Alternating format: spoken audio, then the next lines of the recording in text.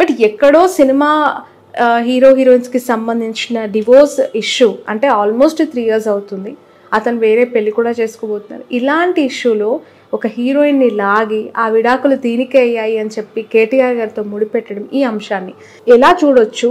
ఒకవైపు Nagarjuna legal notices కూడా issue చేయడం జరిగింది, మీకు ఇంతకుముందు చెప్పినట్టుగా. ఏం చెప్తారు సార్? ఒకటి ఏంటంటే అండి, సమయం అనుకూలించకపోతే ఒక్కొక్కసారి ప్రకృతి కూడా తలదించాల్సిన పరిస్థితి ఏర్పడుతుంది. ఒకవేళ సమయం అనుకూలిస్తే ప్రకృతిని కూడా శాసించగలుగుతాం.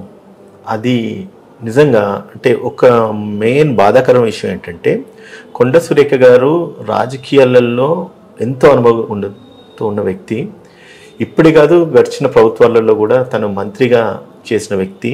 అంతేకాకుండా ఎంతోమంది ప్రజల్లో వారుకున్నంత పేరు, వాళ్ళు గెలుచుకున్నన్ని మనోభావాలు ఏ ఒక్క నాయకులకి, ఏ ఒక్క కుటుంబానికి లేవు. కొండ సురేఖ గారు కావచ్చు, కొండ మురళి గారు కావచ్చు, వాళ్ళ హస్బెండ్. సో ప్రజలలో ఎంతో ఉంటూ వాళ్ళకున్న అనుభవం ఈరోజు ఇంతటి వాక్యానికి దారి తీసిందంటే, తను కొన్ని కోణాలు ఆలోచించాలి. ఏంటంటే, అంత ఎక్స్ట్రీమ్స్ ఆఫ్ ఎమోషన్కి ఎందుకు ట్రాగ్ అయింది ఆవిడ? అంటే విజ్ఞత కోల్పోయి మాట్లాడినారా, ఆవేశంతో మాట్లాడినారా, లేకపోతే సహనం కోల్పోయి మాట్లాడినారా, ఎందుకు ఆ మాట మాట్లాడాల్సి వచ్చింది అన్నది ఈరోజు అంటే మా కాంగ్రెస్ పార్టీలో ఈవెన్ మహేష్ కుమార్ గౌడ్ గారు పిసిసి ప్రెసిడెంట్గా ఉంటూ కూడా ఒక రకంగా క్షమాపణ చెప్పే పరిస్థితికి దారి తీసినాయి అంటే మనము నిజంగా కొంచెం బాధకరం.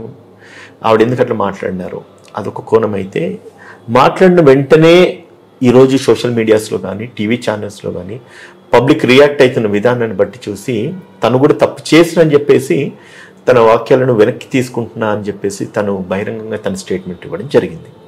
సో ఇది దృష్టిలో పెట్టుకొని ఈరోజు మీరు చెప్తున్న లీగల్ ఆస్పెక్ట్స్కి వెళ్తే, నాగార్జున గారు తను పుట్టినప్పటి నుంచి తన కుటుంబాన్ని అంటే వాళ్ళ తండ్రి పేరును కూడా ప్రస్తావనలోకి ఈరోజు తీసుకొచ్చేసి, మేము ఒక రెనాల్డ్ ఫ్యామిలీగా ఉంటూ మాకున్న సినీ ఇండస్ట్రీలో మాకున్న గౌరవాన్ని ఈరోజు కించపరిచే విధంగా కొండ సురేఖ గారు వ్యాఖ్యలు చేసినారని చెప్పి ఈరోజు తను నాంపల్లి కోర్టులో క్రిమినల్ డిఫమేషన్ సూట్ ఫైల్ చేయడం జరిగింది. మామూలుగా ఇటువంటి డిఫమేషన్స్ జరిగితే ఫస్ట్ ఆఫ్ ఆల్ నోటీస్ ఇస్తారు, వాళ్ళు ఎక్స్ప్లెనేషన్స్ అడుగుతారు.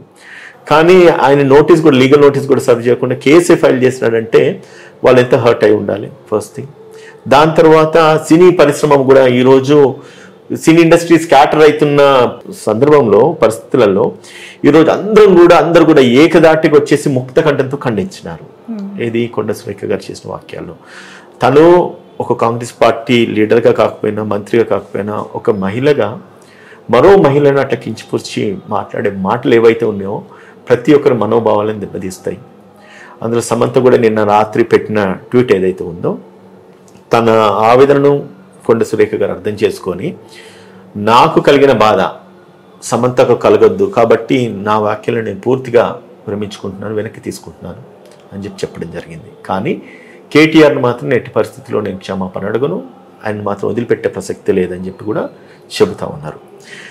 దీనికి గల కారణము తన పైన అండ్ ఎంపీ రఘునందన్ గారి పైన వీళ్ళు అంటే ఒక ఎల్లో మీడియా లేకపోతే కేటీఆర్ ఒక మీడియా రాంగ్ మెసేజ్ను పోస్ట్ చేయడము, దానికి కేటీఆర్ మౌనం వహించడము, ఆమె మనోభావాలు దెబ్బతినడము, దీనికి బహిరంగంగా నేను ఒక సిస్టర్గా భావిస్తున్న వ్యక్తితో పాటు మీరు ఈ రకంగా మీరు చేస్తున్న పోస్టులు ఏవైతే ఉన్నాయో దానికి పూర్తిగా నేను ఖండిస్తాను, వీటిపై నేను ఖచ్చితంగా చట్టపరమైన చర్య తీసుకుంటా అని చెప్పి ఎంపీ రఘునందన్ గారు కూడా ప్రెస్ మీట్ పెట్టి మాట్లాడడం జరిగింది. సో ఒకటి ఏంటంటే, రాజకీయాలలో విమర్శలు ప్రతి విమర్శలు సాధారణమే, కానీ వ్యక్తిగత విమర్శలను ఎక్కడ కూడా హర్షించరు. ఎవరు కూడా వ్యక్తిగత విమర్శలనే హర్షించారంటే, ఒక మహిళ ఉండేసి మరొక మహిళపై ఇటువంటి విమర్శలకు తావు తీసిందన్నది ఎవరు కూడా సహించలేకపోతున్నారు. మోర్ పర్టికులర్గా ఈ సినీ ఇండస్ట్రీ అంటే ఒక గ్లామర్ ఇండస్ట్రీ, అండ్ వారికి ఉన్నంత రాజకీయ నాయకులను తిట్టొచ్చు, పొగడొచ్చు, లేకపోతే వాళ్ళకు అనుకూలంగా సానుకూలంగా ప్రతికూలంగా కూడా స్పందించవచ్చు. కానీ వేరే సినిమా ఇండస్ట్రీకి వచ్చేసరికి ప్రజలు పెట్టుకునేది కేవలం వారికి అభిమానాన్ని, వాళ్ళు ఆదరించేదే ఆ ఒక సినీ ఫీల్డ్కు ఉన్న గ్లామరే అది. అటువంటి గ్లామర్ ఇండస్ట్రీని టచ్ చేయడం అంటే ఖచ్చితంగా ఇదొక పబ్లిక్ లో మాత్రం ఒక రాంగ్ మెసేజ్ అయితే కొండ సురేఖ గారి పట్ల వెళ్ళిందని చెప్పడానికి నాకు ఎటువంటి అతిశక్తి అయితే లేదు. సో దీన్ని మనము అంటే పొలిటికల్ డైమెన్షన్లు తీసుకోవాలా అంటే ఒక బుల్లెట్ ఫైర్ చేయాలంటే మనం ఎవరి షోల్డర్ని చూస్ చేస్తున్నాం అనేది ఇంపార్టెంట్.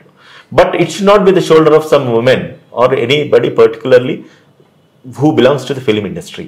తను ఏం చేసినారంటే సమంత గారి భుజం మీద గన్ను పెట్టేసి కేటీఆర్ని కూడా కాల్ చేసినని అనుకున్నారు, కానీ అది మిస్ఫైర్ వేసి వెనక్కి తనకి తగిలినట్టుగా ఈరోజు చాలా negative propaganda and negative messages ఇవన్నీ కూడా మనం న్యూస్లో చూస్తూ ఉన్నాం. కాబట్టి ఒక రకంగా తను చేసిన స్టేట్మెంట్స్ని అంటే ఒక కాంగ్రెస్ పార్టీ లీడర్గా కూడా నేను క్షమాపణ చెప్పాల్సిన పరిస్థితి ఉంది ఒక పార్టీ తరఫు నుంచి.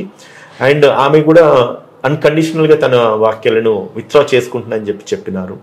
సో దీని రెప్లికేషన్స్ కాన్సిక్వెన్సెస్ ఎట్లుంటాయనేది చూడాలి. అండ్ ఈవెన్ నాగార్జున గారు ఏదైతే కేసు ఫైల్ చేసినారో దాంట్లో కూడా మోర్ పర్టికులర్గా నేను చదివినాను. అందులో ఆమె వాక్యాలను వెనక్కి తీసుకోవాలి, she should withdraw her statements అని చెప్పేసి అన్నారు. సో మరి కేసు ఫైల్ చేసిన మార్నింగ్ మధ్యాహ్నం మన న్యూస్ చూస్తున్నాము ఆమె తన స్టేట్మెంట్స్ ని హ్యుమానిటీ గ్రౌండ్స్ లోనే విత్డ్రా చేసుకుంటారు. ఒకరి పైన ఒకరు ఆరోపణలు చేసినప్పుడు ఫస్ట్ ఆఫ్ ఆల్ ఎక్స్ప్లెనేషన్ అనేది కామన్గా జరుగుతూ ఉంటుంది. చాలా సీరియస్గా నాగార్జున ఫ్యామిలీ తీసుకున్నట్టు కనిపిస్తుందా? ఎక్స్ప్లెనేషన్ కూడా అడగకపోవడానికి అంటే ఐ మీన్ లీగల్ ఎప్పుడైతే ఇటువంటి డిఫమేటరీ స్టేట్మెంట్స్ ఎవరైనా చేస్తారో మీ యొక్క సంజాయిషి అసలు మీ ఉద్దేశం ఏంటిది చెప్పాలి. సేమ్ టైం మీరు ఇమీడియట్గా మీ స్టేట్మెంట్స్ విత్డ్రా చేసుకోవాలని చెప్పేసి అన్కండిషనల్గా మీరు విత్డ్రా చేసుకోవాలని చెప్పేసి పబ్లిక్ డొమైన్స్ విత్డ్రా చేసుకోండి అని చెప్పి లీగల్ నోటీస్ ఇవ్వచ్చు. కానీ ఇమీడియట్ గా వీళ్ళు వెళ్ళి కేసు ఫైల్ చేయడమే జరిగింది ఈ రోజు. అట్లా లీగల్ నోటీస్ ఇచ్చి క్షమాపణ చెప్పే క్రమంలో సమంత గారికి క్షమాపణ చెప్పింది కానీ నాగార్జున కుటుంబానికి ఎక్కడ కొండా సురేఖ గారు అపాలజీ చెప్పలేదు కాబట్టి ఇది కేసు ఫైల్ చేశారంట. వన్ థింగ్ అండి, ఇప్పుడు మనం ఎన్ని మాట్లాడుకున్నా కూడా ఒకటి ఏంటంటే కుటుంబం ఎప్పటికైనా కుటుంబమే, విడిపోయినా కలిసి ఉన్నా ఇంకొకటైనా ఈ రోజు సమంతను ఇన్వాల్వ్ చేయడానికి గల కారణం ఏంటంటే Samantha belongs to Nagarjuna family, Akkineni family. నాడు కావచ్చు, ఈ రోజు కాకపోవచ్చు, కానీ వెరీ పర్టికులర్గా ఈరోజు వాళ్ళందరూ కూడా రియాక్ట్ అయినారు. సమంతను నేనేదో వదిలేసినాను, నాకు సంబంధించిన వ్యక్తి కాదని చెప్పేసి ఎక్కడ కూడా వీళ్ళు సైలెంట్గా ఉండలేదు. అది ఒక నాగార్జున రియాక్ట్ అయినాడా, నాగ చైతన్య రియాక్ట్ అయినాడు అన్నది కాకుండా ఈవెన్ ఆ కుటుంబ సభ్యులందరూ రియాక్ట్ అయినారు, సినీ పరిశ్రమ అంతా రియాక్ట్ అయినారు. పూర్తిగా సినిమా ఈరోజు అది ఇండస్ట్రీ కాదు, అది ఒక కుటుంబం అని చెప్పి ఈ కేసులో అయితే నిరూపించుకున్నారు. సో దీన్ని బట్టి అర్థమవుతుంది ఏంటంటే వన్స్ మనము ఎప్పుడే కానీ అంటే నోరు జారడం అన్నది కూడా అంటే జారిపోయిన తర్వాత ఇంకేం చేయలేము. Once bullet is out of the gun అది ఎవరినో ఒకటి ట్రిగర్ చేయాల్సింది, హిట్ చేయాల్సిందే.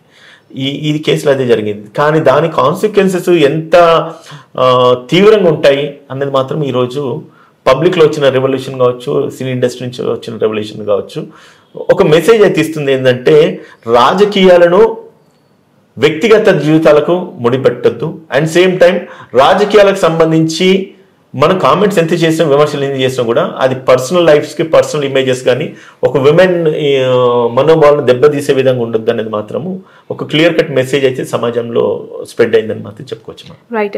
ఇక్కడ private complaint file under section of 222 అని చెప్పి అవి పెట్టారు కదా సార్, దానికి ఏమి అప్లికబుల్ అంటే ఆ కేసెస్ యొక్క సారాంశం ఏంటి, ఆ సెక్షన్స్ యొక్క సారాంశం? అయితే ఇది సెక్షన్ బిఎన్ఎస్ యాక్ట్స్లో 222 సెక్షన్ రెడ్ విత్ 223 ఇది మ్యాజిస్ట్రేట్కి కంప్లైంట్ ఇవ్వడానికి చట్టపరంగా వాళ్ళకున్న ప్రొవిజన్. ఇది ఎప్పుడైతే ఎవరి మీదనైతే దాడి జరిగినా, వారికి అన్యాయం జరిగినా, సో దాన్ని అప్రోప్రియేట్ కోర్టుకి వీళ్ళు అప్రోచ్ కావచ్చు, ఏ ప్రొవిజన్ ఆఫ్ లాలో వీళ్ళు అప్రోచ్ కావచ్చు అనే దాని యొక్క సారాంశం ఇది. దాని తర్వాత 356 అనే సెక్షన్ బిఎన్ఎస్లో ఇప్పుడు కొత్తగా చట్టాలు వచ్చినాయి కాబట్టి ఇదివరకు 449 డిఫమేషన్ ఉండే, 356 ఇప్పుడు డిఫమేషన్ సూట్. ఓకే, అందులో భాగంగా 356 సెక్షన్ కింద వీళ్ళు కేసు డిఫమేషన్ సూట్ ఫైల్ చేయడం జరిగింది. దాంట్లో ఈ ప్రొవిజన్ సిఆర్పిసి ఇదివరకు ఉండేది, ఇప్పుడు బిఎన్ఎస్ యాక్ట్ కింద మ్యాజిస్ట్రేట్కి కాగ్నిజెన్స్ తీసుకునే పర్మిజబిలిటీ కానీ ఏదైతే ఉందో ఇది 222 కానీ 223 కానీ చెప్తుంది. సో ఈ ప్రొవిజన్లో వాళ్ళు ప్రైవేట్ కంప్లైంట్ ఫైల్ చేయడం జరిగింది. ఎవరి మీద? కొండా సురేఖ గారి మీద. అందులో ఫైల్ చేస్తూ వాళ్ళు ఏం చెప్తున్నారంటే మా మీద ఏదైతే డిఫమేటరీ స్టేట్మెంట్స్ చేస్తున్నారో మేము అక్కినేని ఫ్యామిలీ వాళ్ళ ఫాదర్ ఎవరైతే నాగేశ్వరరావు గారికి ఉన్న ఇమేజ్ని అండ్ నాగార్జున గారికి ఉన్న ఇమేజ్ని వాళ్ళ కుటుంబానికి ఉన్న ఇమేజ్ని అన్నింటినీ కూడా వాళ్ళు కోట్ చేస్తున్నారు. ఇందులో కోట్ చేస్తూ ఇన్ని సంవత్సరాల నుంచి మేము ప్రజల్లో ఇంత గౌరవంగా బ్రతుకుతున్నాము, మా పరువును నష్టపరుస్తూ భంగపరుస్తూ ఆవిడ చేసిన స్టేట్మెంట్స్ అన్నీ కూడా ఒక సాధారణ పౌరురాలుగా కాదు ఆమె చేసింది, ఒక విమెన్గా కాదు చేసింది, ఒక మంత్రిగా చేసింది. మంత్రి చేసినప్పుడు వాటి శాంటిటీ డిఫరెంట్గా ఉంటుంది, లీగల్ శాంటిటీ. ఇప్పుడు కామన్ వ్యక్తి మాట్లాడింది వేరు ఉంటుంది, ఒక జర్నలిస్ట్గా మీరు మాట్లాడింది వేరు ఉంటుంది, ఒక అడ్వకేట్గా నేను మాట్లాడింది వేరు ఉంటుంది, లేదా ఒక సాధారణ పౌరులు వాళ్ళు మాట్లాడుకునేది వేరు ఉంటుంది. కానీ ఒక మంత్రి హోదాలో మాట్లాడినప్పుడు వాటికి ఒక లీగల్ శాంటిటీ అన్నది ఉంటుంది కదా, వాళ్ళు నిజంగానే కావచ్చు అన్న ఒక అంటే వాళ్ళ ఒక ఇంప్రెషన్ క్రియేట్ అవుతుంది కదా. సో ఆ ఉద్దేశంతో కనుక ఈవిడ మాట్లాడింది ఆ ఒక లీగల్ శాంటిటీ ఉంటుంది. కాబట్టి ఇటువంటి స్టేట్మెంట్స్ చేయడము మేము ఎట్టి పరిస్థితుల్లో స్పేర్ చేయమని చెప్పేసి వాళ్ళని ఈరోజు కోర్టును ఆశ్రయించి ఈ యొక్క చర్యను తీవ్రంగా పరిగణలోకి తీసుకొని ఖచ్చితంగా వాళ్ళని శిక్షించాలని చెప్తా ఉంది. సార్, యాక్చువల్గా సెలబ్రిటీస్ పైన ఇలాంటి ఆరోపణలు కావచ్చు, పొలిటికల్ సిస్టంలో ఎవరైనా ఒకరి పైన ఒక తీవ్రమైన అలిగేషన్స్ జరిగినప్పుడు, అంటే కాంట్రవర్షియల్ స్టేట్మెంట్స్ ఇచ్చినప్పుడు, first of all defamation cases అనేవి, పరువు నష్టం దావా అనేది మనకు ఎక్కువగా వినిపిస్తుంటుంది. బట్ ఇక్కడ పరువు నష్టం దావాకి సంబంధించి మీకు ఏమైనా కనిపిస్తున్నాయా? నాగార్జున గారు డైరెక్ట్ క్రిమినల్ కేసే పెట్టడానికి రీజన్ ఏమనుకోవచ్చు అంటారు? అయితే పరువు నష్టం దావా అంటేనే అది యాక్చువల్గా క్రిమినల్ డిఫమేషన్, సివిల్ డిఫమేషన్ రెండు ఉంటాయి. అయితే ఇక్కడికి ఏం చేస్తున్నారు, సివిల్ డిఫమేషన్ ఎట్లా ఉంటుందంటే మా పరువుకు నష్టం జరిగింది కాబట్టి అంటే వాళ్ళు ఏం చెప్తుంటారంటే మీరు ఏదైతే వీడియోస్లో టెలికాస్ట్ చేస్తున్నారో టెలికాస్ట్ చేసిన వీడియోస్ అన్ని కూడా మా బంధువులు, ఫ్రెండ్స్ వీళ్ళందరూ చూస్తున్నారు, అండ్ ఎంతోమంది పబ్లిక్ చూస్తున్నారు. చూసిన దాన్ని బట్టేసి వాళ్ళు మమ్మల్ని ఫోన్ చేసి అడగడము, మమ్మల్ని పదే పదే రిపీటెడ్గా మా ఒక అంటే వచ్చిన అలిగేషన్స్ మీద వాళ్ళు కామెంట్స్ చేయడం, ఇదంతా కూడా మాకు వ్యక్తిగతంగా మమ్మల్ని డిఫెమ్ చేస్తూ ఉన్నాయి. కాబట్టి పబ్లిక్లో జరిగినాయి, పబ్లిక్ మమ్మల్ని క్వశ్చన్ చేస్తున్నారు. సో కాబట్టి అది అంటే చట్టం కూడా అది చెప్తూ ఉంటుంది. అంటే వాళ్ళు అనడం కాదు, అన్నది ఎవరైనా విన్నారా, విన్న వాళ్ళ తర్వాత మిమ్మల్ని ఎవరైనా ప్రశ్నించినారా, ప్రశ్నించిన తర్వాత మీ మనోభావాలు వ్యక్తిగతంగా ఏమైనా దెబ్బతిన్నాయా, దానికి తగిన ఆధారాలు ఏమున్నాయి, ఎవరు ముందన్నారు, ఏమన్నారు, ఇవన్నీ కూడా వాళ్ళు యూట్యూబ్లో లింక్స్ పెట్టున్నారు, యూట్యూబ్లో థంబ్నెయిల్స్ ఏం రాసిన అది పెట్టున్నారు, అది ఎవరైతే విన్నారో వాళ్ళ పేర్లు రాస్తున్నారు, విని వీళ్ళని క్వశ్చన్ చేసి అడిగినారని చెప్పేసి కూడా రాసినారు. అంటే డెఫమేషన్ పరువు నష్టం ఎక్కడ జరుగుతుందంటే ఎవరో ఒక మాట అన్నంత మాత్రం పరువు నష్టం జరగదు, వాళ్ళు అన్నరు జరిగిపోయింది, తర్వాత దాని రెప్లికేషన్స్ కాన్సిక్వెన్సెస్ ఉంటాయి కదా. మీలాంటి వాళ్ళు టీవీ ఛానల్స్ థంబ్నెయిల్ పెట్టేసేస్తారు, సమంతకును లేకపోతే ఇంకేది మనం ఇప్పుడు మాట్లాడుకోవద్దు. సో ఇవన్నీ వాళ్ళకంటే మనోభావాలు దెబ్బతింటాయి. అది చూసి వేరే వాళ్ళు వీళ్ళను క్వశ్చన్ చేయడము, వీళ్ళని అడగడం, ఇదంతా కూడా ఏమవుతుందంటే వాళ్ళ వ్యక్తిగతంగా వాళ్ళకు కొంత ఇమేజ్ డ్యామేజ్ అవుతుంది. సో దాంట్లో వీళ్ళు ఏం చేయొచ్చు అంటే దర్ టూ థింగ్స్, అంటే క్రిమినల్ డిఫమేషన్, సివిల్ డిఫమేషన్ రెండు ఉంటాయి.